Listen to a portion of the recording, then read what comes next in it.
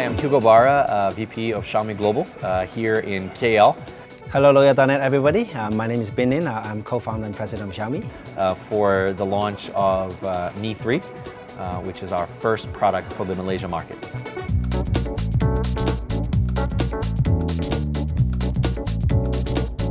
I will start with saying that we are a mobile internet company.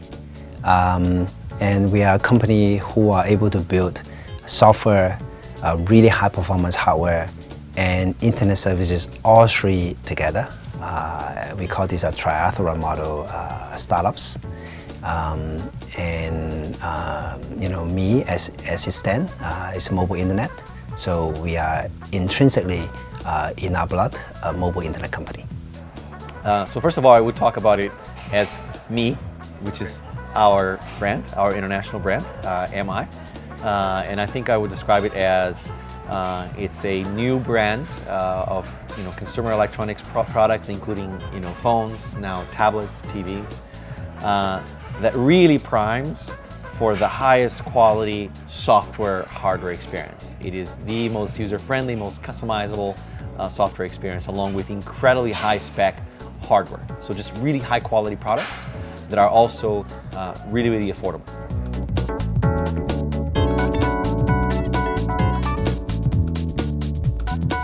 So I think the best way to think about us is we're a platform company, right? We are building platforms for internet services across multiple devices. For that you need software, right? You need operating system and apps, and you also need hardware for those to run on. It's actually dating all the way back even before Xiaomi was founded, when Lei Jun and I and several co-founders, we sat together and discussed the future of mobile internet in China and also around the world.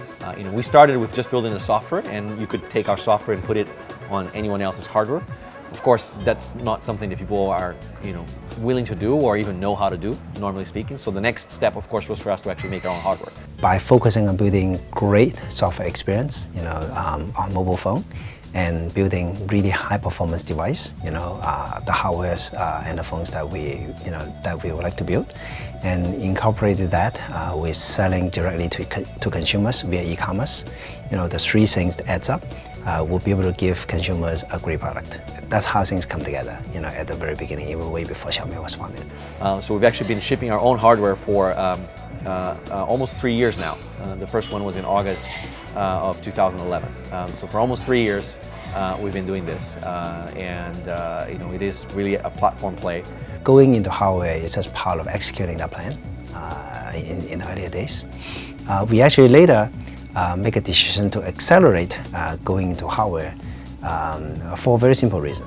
Where we're going to continue to add features to both the software side and the hardware side, while at the same time building apps and cloud services to go with it. As we are making MIUI available to on some of the existing handsets, we figured that because the kernel level driver, the code, it's not open source at the kernel levels. There are bugs and user experience. There are bugs that impact the user experience of those phones, when they use MIUI. So we actually, as we are launching, the first few versions of MIUI in earlier days, we figured that it's important for us to build our own hardware, especially the lower layer drivers, and make those drivers work seamlessly better with MIUI. Just simply from the perspective of making a great user experience, overall. And we also, as we go deeper into the MIUI Android software stacks, we even understand better that it's super hard to separate hardware and software. It has to be all intrinsically built together, to make a great user experience, from the product perspective. So we actually, and that was about the time we started to look for co-founders who can join us and build hardware.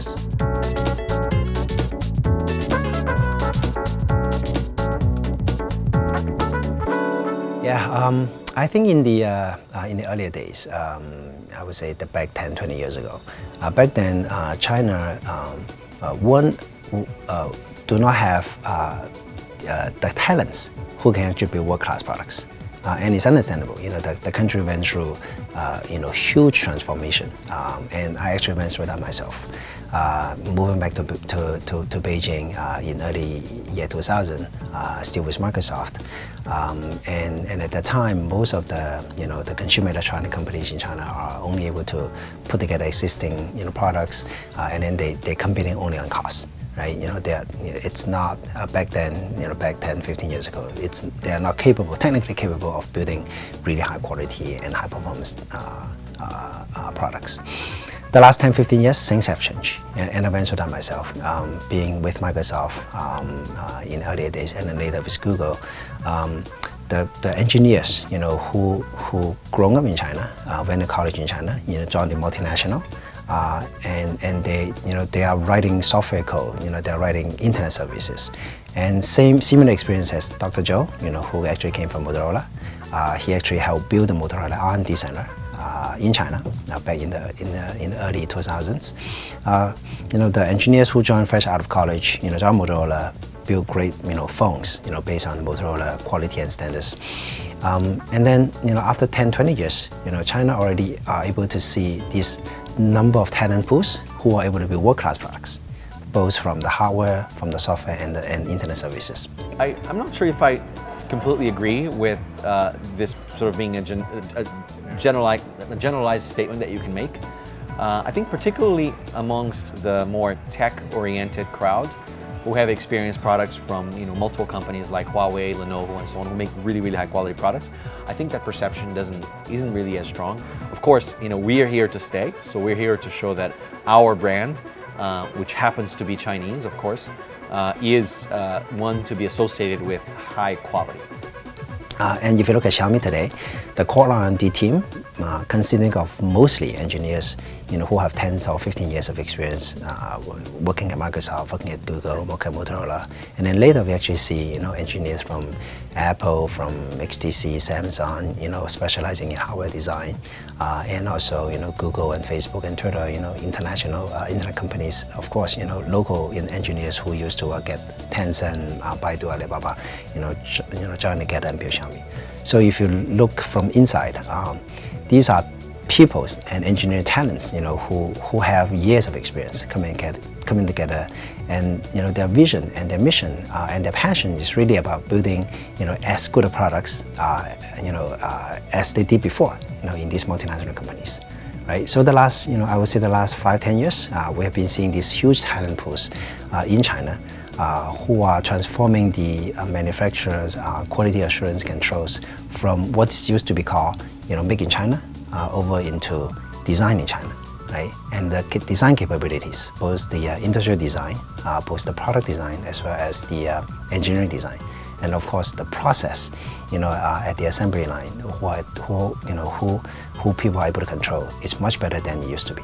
So not only are we bringing really great products here, but we're also working really hard on the end-to-end user experience, right? From the moment when you buy a product from our website to the moment when you receive it, and if you need any help with it, if you have to, take it for a repair or anything like that, we want to make sure that the entire experience is flawless. So we're working very hard to make sure that happens. We're going to be watching this market very, very closely.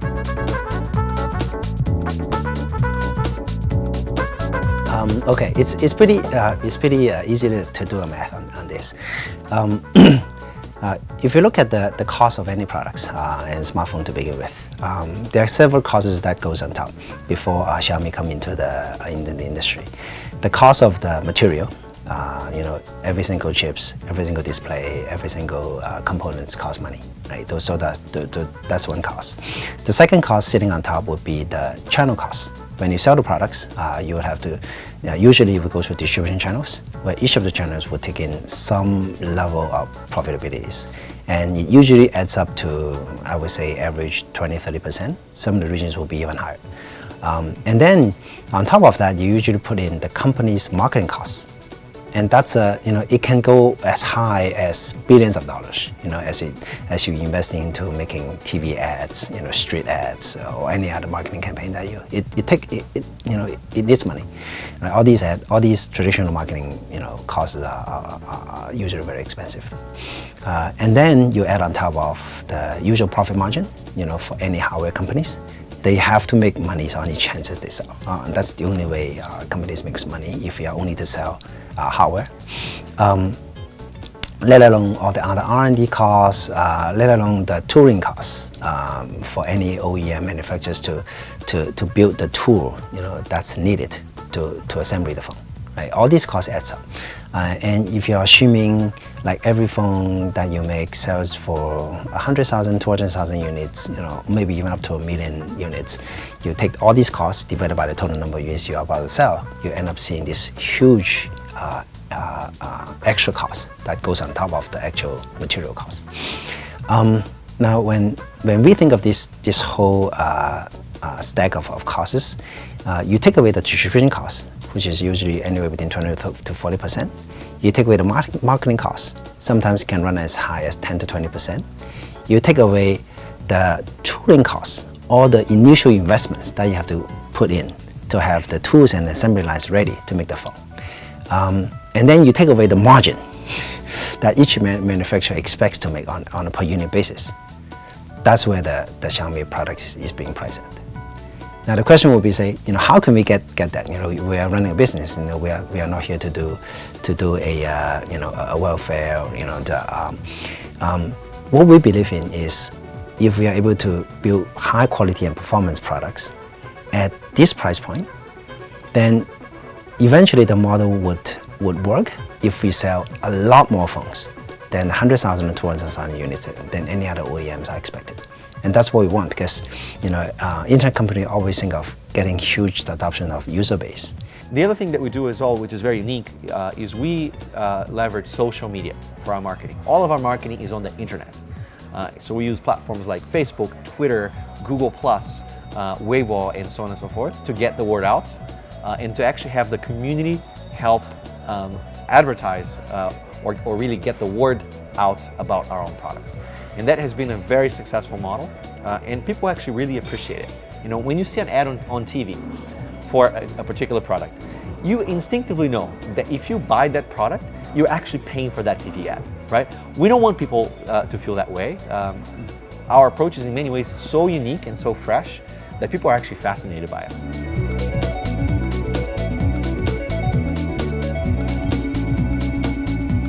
Right, so there's a number of reasons why we are here in Malaysia. We started in Singapore, as you said, because for us it was sort of the easiest market to get into. It's a small market, very sophisticated logistics and e-commerce payment system and so on and so forth. It's also where we decided to locate our headquarters, so our people were there. It was sort of easy to get started quickly, deal with issues immediately and so on. Malaysia is the next step up. Malaysia is very sophisticated from an infrastructure in e-commerce and payments perspective as well. Users in Malaysia are very internet savvy, they're very tech savvy, they're used to buying things online. Of course, it's a much bigger market with much more diverse set of users, which we of course have to learn. It's also geographically much larger, right? We have to put service centers not only in one city, but around the country. So we're starting with 4 service centers, but we're going to add more. We're also going to add some drop-off points so that if you have an issue with your product, you can find a place very near to your house where you can drop it off. It'll get repaired and sent back to you, of course, if you have a problem. Logistically speaking, Malaysia is also a bit trickier, but there are many different carriers that actually serve the entire country, so it's easy to ship something from one place to the other. Credit card adoption is reasonably high as well, so it's easy for us to collect payments online.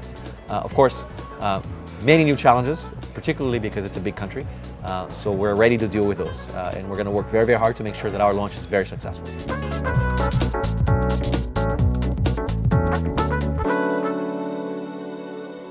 The Apple of China. Well, I think, first of all, I'm not sure if that's accurate because we're two very, very different companies. We sort of have a very different approach to how we build products. Of course, we love the fact that Apple has the reputation of one of the companies that builds the highest quality products with the best user experience in the world. Of course, being compared to that kind of company is something that we would be always honored, by without a doubt. But I think that fundamentally we're a very different company from Apple. We respect them and we admire them tremendously.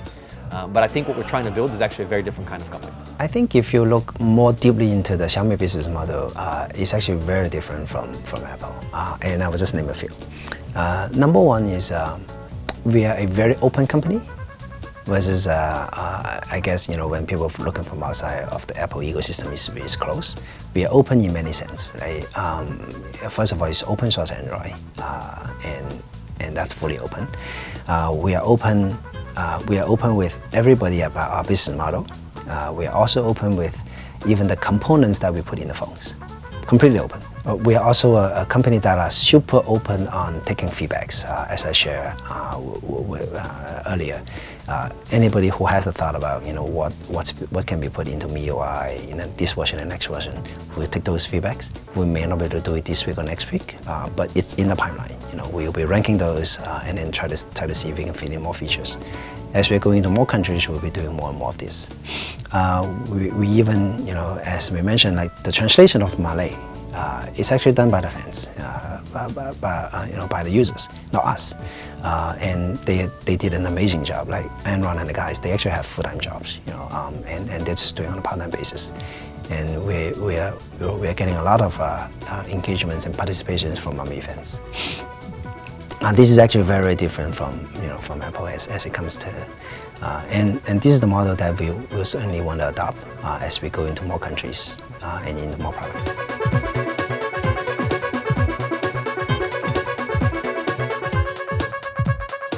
I think it's unfair to say that we are copying anyone, because we're actually doing so many new things, and we are taking industry practices, industry standards to such a new level of polish and sophistication that I really do think that our identity, our visual and design identity is becoming very, very clear.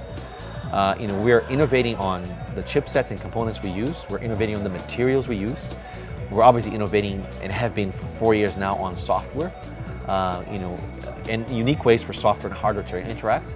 So, I really do think that someone who makes that comparison should look at our products a bit more closely, so they understand, what we're really doing and how truly and profoundly innovative we are as a company.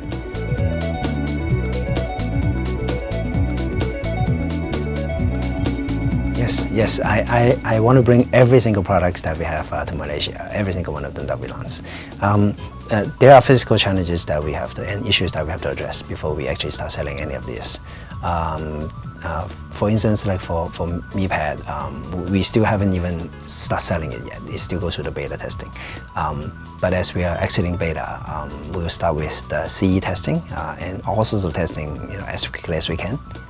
So I want to shorten the time when products are being made available in China and then in Malaysia. Yeah, so we're starting with Mi 3, which is our high-end device. The next device to come here will be Redmi 1S. We're actually bringing the new version of Redmi to Malaysia, which has double the flash and a faster processor for the same price. After that will be Redmi Note, which we are still in the process of getting certified and all that. So it'll come probably in a couple months. The router products also, we're actually doing CE testing right now. I think once we have finished CE testing, I would like to see the Mi router products being sold in Malaysia as soon as we can. The Mi Box, Mi Box and Mi TV, we need to solve the content copyright issues.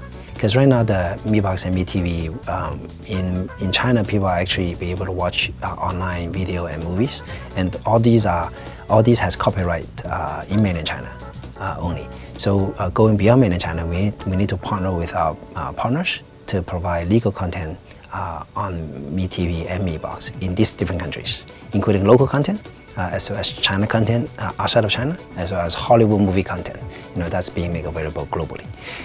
So these are very complicated content deals that we have to make when we have people driving this. And once we solve that, then the next thing that we need to solve is Mi Box is easy because it's small. But for Mi TV, then you're looking at logistic problems, right? It's big. And when you order online, in China today, we actually have people, logistic people, carrying the TV to your house and help you set it up. Everything's all set up, and then you can just start using it. Even in China, we haven't even started selling the Mi TV in all cities. I think we are only selling it in 10 10 to 15 cities in China, simply because of logistics. We're still working very hard to have the logistics coverage, so people can order it, and then we can have people actually come to the house and have it installed. We need to figure out how to solve that in Malaysia before we start selling. Otherwise, the users would have really, really bad experience. So all these are issues Hugo and the team are driving, and to me, I really want to see all these products start selling as soon as we can. Our goal is to bring it into this market as quickly as possible.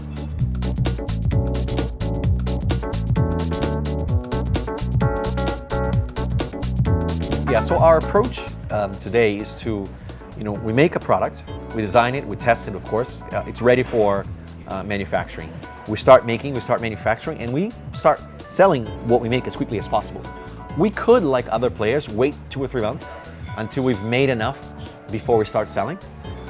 We think that's not really how we should work. It's not sort of fair to our brand and to how we want to be perceived, right? So we start selling in small batches because that's how quickly we're making. We're not accumulating, produced units before we start selling. And we're always going to be subject to capacity constraints because the entire industry is subject to capacity constraints. So our model is going to be the same all the time. Make and sell them as quickly as we can.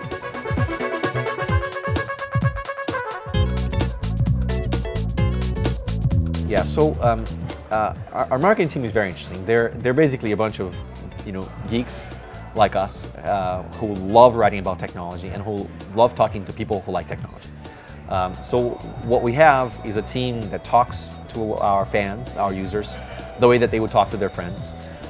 We love writing about technology, not only our technology, but just technology in general. We post about interesting things in the industry, and we ask people what they think. We're very playful in how we talk to them. And most importantly, we always make announcements first on social media. Our fans are always the ones to hear first. They're never going to hear something from the press or from a blog or anything like that first. And maybe if there's a leak, perhaps, but they're never going to hear. They're always going to hear from us first, right? And people appreciate that. They know that if they stay tuned to our Xiaomi Facebook Malaysia page, for example, they're always going to know first what's going on. They really appreciate that. And that's how we've managed to really sort of conquer their loyalty over time. The Xiaomi Malaysia page on Facebook has almost 25,000 fans already, and it's only been 2 weeks, right? So really awesome, and we're looking forward to much more.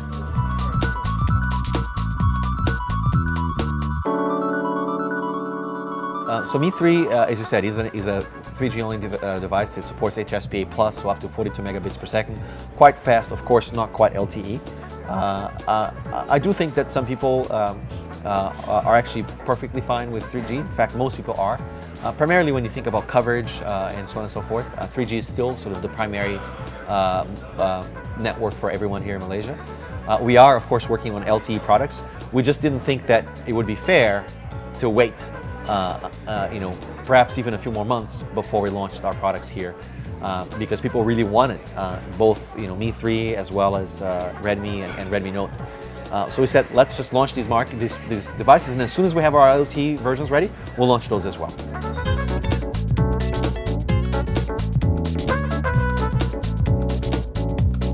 So we're going to launch an initial set of accessories with all of our devices, basic protective cases, in the case of Redmi and Redmi Note, external battery, external charger, screen protectors, all the basic, most popular accessories. And then we're going to listen to the community and see what is it that people think we should bring in here as well. So literally we put up for vote and we see what accessories people think we should bring. Maybe a new back cover with a different color or a new sticker for Mi 3, and then we'll bring those as well. Apa khabar Malaysia? Kami Xiaomi. Dan kalau Malaysia boleh, Xiaomi pun boleh.